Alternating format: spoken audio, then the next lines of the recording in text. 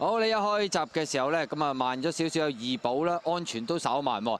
前面快噶嘛，中間位置醒目明區相當快就擺前啲啊，跟佢一齊埋啦，喜多型啦，最出仲有桃花心啊，中檔就喜連巨星內欄白鼻箍就直震撼啊，外邊第6位人強馬勁啊，咁啊再後多少嘅馬匹啦，咁啊大約跟住個第7啦，中間位置咧就好靚仔啦，賣邊紅衫火紅人。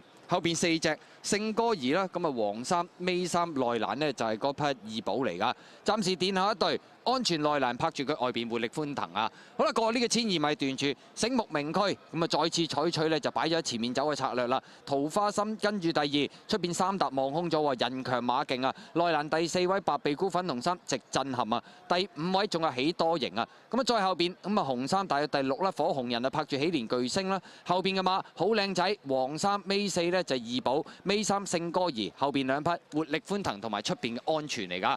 好啦，過埋呢個800米段處啦，有冇人上嚟搞搞震啊？暫時未有啊。醒目明區鬆住嚟放啦，跟住第2位仲有桃花心啊，內欄第3位呢就係直震撼，中間喜多型，出邊3搭位一路都人強馬勁啊。再後邊有火紅人、喜連巨星、二寶好靚仔，後邊3隻聖歌兒仲有一個好被動嘅尾3啊，尾二內欄活力歡騰，包咗落尾呢就係安全都要揈出去咁滯㗎啦。好啦，入直路咯，醒目明區拋嚟一個身位入嚟啦，跟咗上嚟第2位係直震撼追佢，再喺內欄位置火紅人啦，咁啊再喺入邊偷位仲有二寶啊，大外檔嗰邊呢就係人強馬勁啊，好靚仔嗰啲馬鬥到嚟最後100零米，醒目明區佔先啊，直震撼追緊佢偉達啦，再喺入邊仲有火紅人，後啲嘅馬就係二寶，最後50米火紅人內欄，出邊醒目明區中間直震撼火紅人爆啊，第2名有直震撼二寶醒目明區近嘅。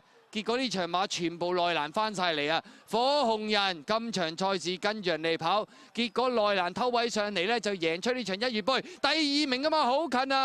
二寶醒目明區直震撼3隻馬近嘅。